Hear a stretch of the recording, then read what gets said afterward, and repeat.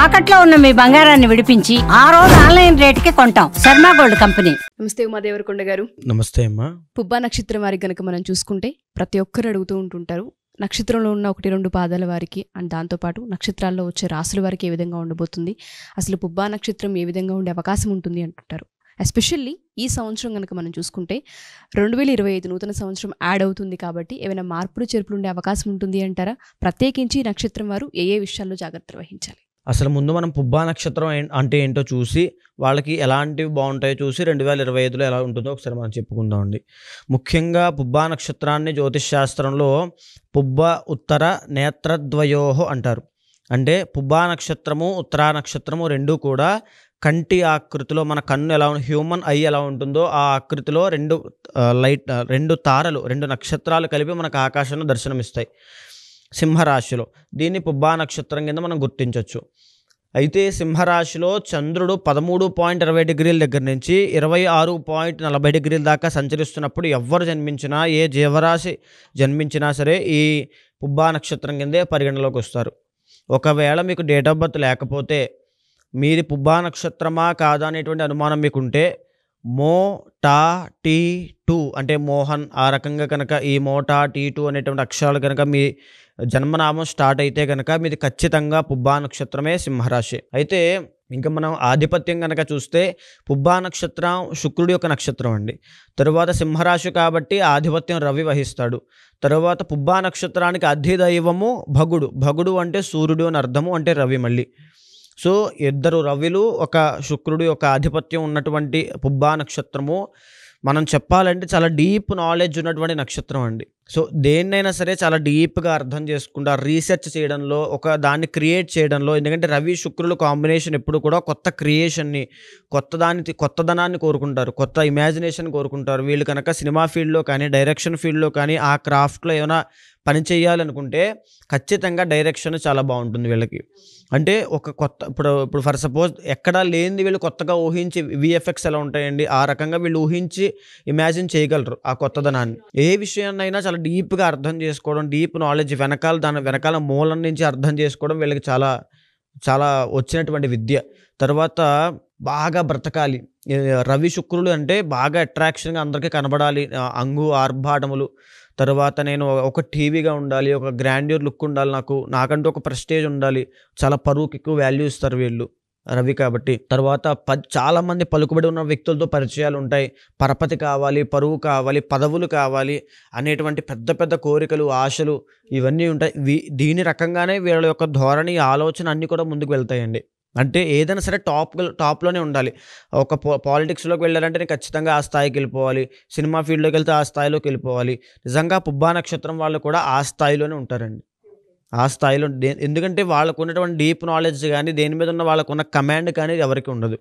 So ఆ పొజిషన్లో ఉంటారు. మిగతాదంతా వాళ్ళ యొక్క అంతర్గత జాతకం మీద ఆధారపడి ఉంటుంది.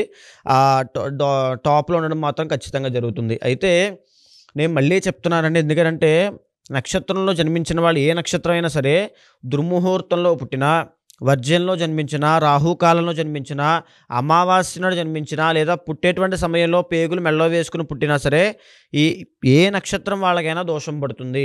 తప్పకుండా నవవిధ శాంతి నక్షత్ర జపము చేయిస్తే కానీ ఆ దోషం పోదండి. దీన్ని నెగ్లెక్ట్ చేయకుండా తప్పకుండా చేయించి తీరాలి. లేకపోతే తల్లిదండ్రులకు కానీ, కుటుంబ సభ్యులకు కానీ, వీళ్ళకి కానీ ఖచ్చితంగా ఎఫెక్ట్ అనేది చూపిస్తూ ఉంటుంది. ఇంకా వీళ్ళకి ఏ వృత్తులు బాగుంటాయి. సో మనం ఇప్పుడు చెప్పుకున్నాం ఆల్రెడీ, రవి శుక్రుడు అనేటువంటి కాంబినేషన్ ఉంది కాబట్టి గవర్నమెంట్ జాబ్స్ అండి. గవర్నమెంట్ జాబ్స్లో కూడా టీచర్స్, ప్రొఫెసర్స్, లెక్చరర్స్, లేకపోతే ఇంకా చెప్పాలంటే ఒక ఎడ్యుకేషనల్ ఇన్స్టిట్యూషన్స్ స్థాపించడం, ఒక కాలేజెస్ పెద్దవి పెట్టడము, తరువాత పాలిటిక్స్, ఒక లీడర్ కింద ఎదగడం. వీళ్ళు ఎక్కడుంటే అక్కడ దాంట్లో పెద్ద స్థాయికి వెళ్ళిపోతారు. Manager, CEO, chairman, founders, leaders ఆ స్థాయిలోకి వెళ్ళిపోతారు.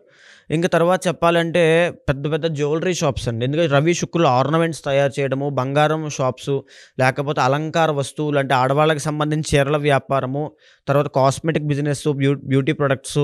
తర్వాత రవి ఎప్పుడైతే సూచిస్తున్నాడో ఆడవాళ్ళకి సంబంధించినటువంటి అన్ని వస్తువులు వీళ్ళకి చాలా అచ్చొస్తాయి. తర్వాత విలాసవంతమైన వస్తువులు, వాహనములు, అంటే పెద్ద పెద్ద కార్లు, బంగ్లాలు అమ్మడం, అంటే రియల్ ఎస్టేట్ కూడా చాలా బాగుంటుంది. శుక్రుడు ఉన్నాడు కాబట్టి అండి. రియల్ ఎస్టేట్ వ్యాపారము, కన్స్ట్రక్షన్ ఫీల్డ్ అండి, ముఖ్యంగా కట్టి అమ్మడాలు, అంటే ఆ స్థలాలు అమ్మడం వేరు, కట్టి అమ్మడాలు వేరు. సో ఇది అవ్వచ్చు.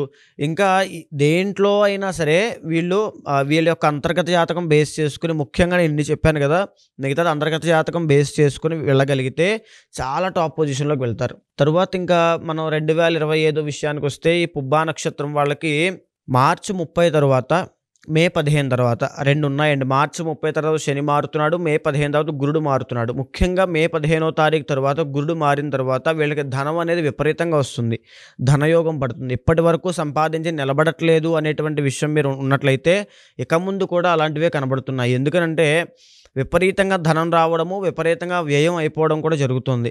అంటే ఏదైనా వస్తువులు కొనడము, నేను చెప్పాను కదండి, వీళ్ళు ఆ రకంగానే కార్లు కావాలి, బంగ్లాలు కావాలి, ఆ ఒక గ్రాండ్యూర్గా ఉండాలి అని కోరుకుంటారు కదా. సో ఆ రకమైనటువంటి జీవితం రాబోయే రోజుల్లో గడపబోతున్నారంటే విపరీతం డబ్బులు ఖర్చు అవుతాయి. సో ఫైనాన్షియల్ మేనేజ్మెంట్ విషయంలో ఖచ్చితంగా జాగ్రత్తగా ఉండాలి. ఇంకా శుభకార్యాలు, పెళ్ళిళ్ళు, లేకపోతే సంతానం కలుగుతుందా, గృహయోగం ఉందా అనే విషయానికి వస్తే ఖచ్చితంగా గృహయోగం వచ్చే సంవత్సరం 2025 విశ్వావసునామ సంవత్సరంలో అక్టోబర్ నెల దాటిన తర్వాత వీళ్ళకి శుభకార్యాలు, పెళ్ళి కావాల్సిన వాళ్ళకి పెళ్ళి అవుతుంది, ధనం కావాల్సిన వాళ్ళకి ధనం వస్తుంది, సంతానార్థులకి సంతానం వస్తుంది, గృహార్థులకి గృహం వస్తుంది. ప్రతిదీ కూడా 2025 అక్టోబర్ తర్వాత బాగున్నాయి. సో 2025లో మిశ్రమ ఫలితాలు చూపిస్తున్నాయి. ఒకేసారి పుబ్బా నక్షత్రం వాళ్ళు టాప్ పొజిషన్కి వెళ్తారు, మళ్ళీ అదే వచ్చిన డబ్బులు, వచ్చిన పేరు అంతా ఖర్చు పెట్టేసుకుని మళ్ళీ కింద కూడా వచ్చేస్తారు. సో ఆ రెండింటిని బ్యాలెన్స్ చేయగలిగితే అంతర్గత జాతకం బేస్ చేసుకుని కొన్ని శాంతులు చేసుకుని చాలా బాగుంటుంది. చాలామంది ఆరోగ్య సమస్యలతో, వ్యాపార సమస్యలతో, ఆర్థికంగా చాలామంది ఇబ్బందులు పడుతూ ఉంటుంటారు. వాళ్ళకంటూ కొన్ని పూజలు ఉంటూ ఉంటాయా? అవి చేయడం వల్ల మనకి ఏమైనా ఫలితం ఉండే అవకాశం ఉంటుంది అంటారా? జాతకరీత్యా ఒకసారి మిమ్మల్ని కలిసి, మా రాశి వారికి ఈ విధంగా ఉంది, మా నక్షత్రం వారికి ఈ విధంగా ఉంది, మేము అంతర్గత జాతకం చూపించుకొని పూజలు చేయించుకోవాలనుకుంటున్నాం, లేదా ఒకసారి మా రాశి వారికి ఏ విధంగా ఉందో కలవాలనుకుంటున్నాము అని అడిగే వాళ్ళు ఉంటుంటారు. వాళ్ళందరికీ మనం టైం ఇవ్వచ్చు. అంతర్గత జాతకంలో మిగిలిన 50% అనేది నిర్ణయించబడుతుంది.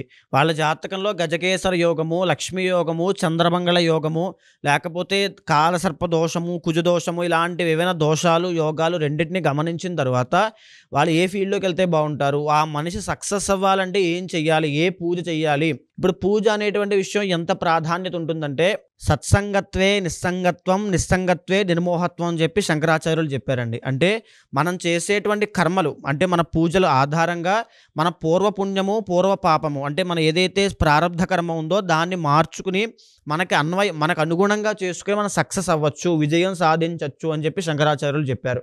ఆ విధంగా ఏ పూజ చేయాలి, ఏ పూజ పడితే ఆ పూజ చేసేస్తే, అంటే మందు తలనొప్పి వస్తున్నప్పుడు కాలికి మందు వేస్తాం అనుకోండి, అది పనిచేస్తుందా? పనిచేయదు. ఏ పూజ చేయాలనేటువంటిది జాత చక్రంలో నిర్ణయించబడి ఉంటుంది. ఏ అంతర్దశ నడుస్తుంది, ఎవరు కారణం అయ్యారు, ఏ కర్మ వల్ల వీళ్ళు ఇబ్బంది పడుతున్నారు, పితృశాపం ఉందా, కాలసర్పదోషం ఉందా, లేకపోతే ఏ దోషం ఉంది, సర్పశాపం ఉందా, ఎలాంటి దోషం ఉంది, బ్రాహ్మణ శాపాలు ఉన్నాయా అనేది ప్రతిదీ గమనించిన తర్వాత ఆ పూజ చేసినట్లయితే, ఆ మంత్రం జపం చేసినట్లయితే తప్పకుండా ఆ వ్యక్తికి విజయం అనేది వస్తుంది. సో ఎవరైనా సరే అప్రోచ్ అవ్వచ్చు మనల్ని. తప్పకుండా అప్రోచ్ అవ్వచ్చు అండి. మీరు ఎవరైనా సరే మా ఈ ఎపిసోడ్స్ కనుక చూస్తూ ఉంటే, ఒకవేళ మీరు రాసులు కనుక పూర్తిగా చూసినా, నక్షత్రాలు మీరు చూస్తూ ఉన్నా, మాకు జాతకంలో ఈ విధంగా ఉంది, మేము ఒకసారి కలవాలి అనుకుంటున్నాం, అంతర్గత జాతకం చూయించుకోవాలనుకుంటున్నాం, లేదా పూజలు చేయించుకోవాలనుకుంటున్నాం. చాలామందికి కాలసర్పదోషాలు అని చెప్పి, అర్ధాష్టమ శని అని చెప్పి, అష్టమ శని అని చెప్పి ఉంటుంటారు. కొంతమందికి వ్యాపారంలో కలిసి రాకపోవచ్చు, కొంతమంది ఆర్థికంగా నష్టపోవచ్చు, కొంతమందికి ఆరోగ్య సమస్యలు తలెత్తుతూ ఉండొచ్చు. ఇవి కంటిన్యూస్గా మేము ఫేస్ చేస్తూ ఉన్నాము. వీటిని అరికట్టాలి అంటే పూజా బలం అనేది ఒకటి ఉంటుంది, దాన్ని మేము పట్టుకోవాలనుకుంటున్నాము, ఆధ్యాత్మికంగా ఒక పవర్ ఉంటుంది అని మాట్లాడుతూ ఉంటుంటారు. అందులో కనుక మీరు ఒకవేళ తెలుసుకొని మీరు పూజలు చేయించుకోవాలనుకున్నా, జాతకం చూపించుకోవాలి అనుకున్నా, కింద స్క్రోల్ అవుతున్న కాంటాక్ట్ నెంబర్ని కాంటాక్ట్ చేయొచ్చు. థ్యాంక్ యూ అండి. Thank you. నమస్తే అమ్మా.